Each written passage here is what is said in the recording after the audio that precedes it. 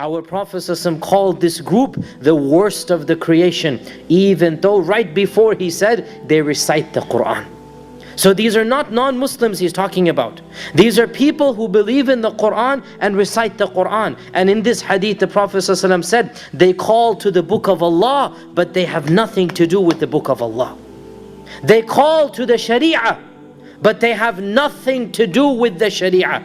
Pay attention to the words of our Prophet ﷺ. He is predicting a group that is calling to the book of Allah, to the Sharia, but he himself said they have nothing to do with the Sharia. And our Prophet ﷺ said, those who fight them are closer to the book of Allah than they are. Meaning those who oppose these groups, they have more to do with the Sharia than this group. Our Prophet ﷺ predicted in the hadith in Musnad Imam Ahmad that this group will continue to rise forth until the day of judgment.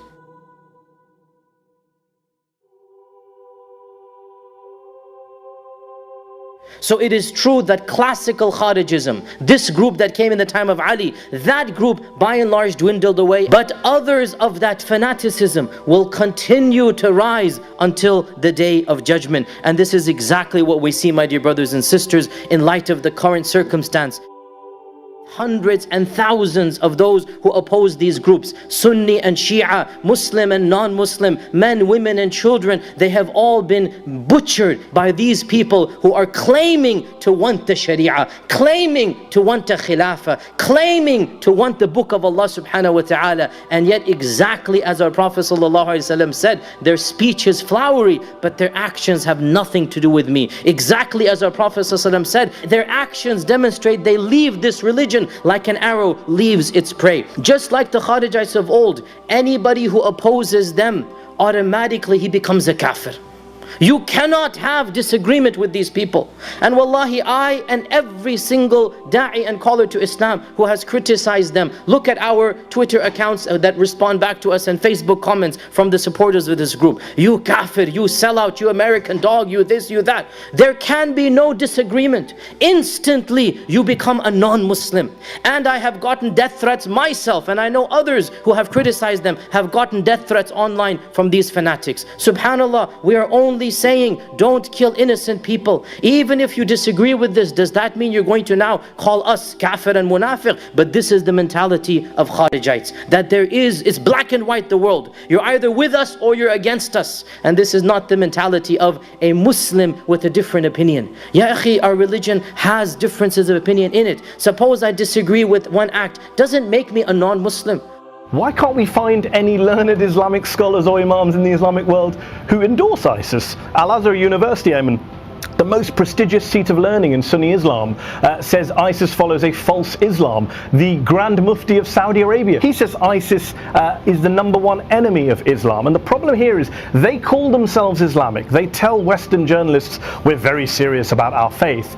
And we kind of believe them and start doing their PR for them, which I think is a mistake. Islam is already under the pump.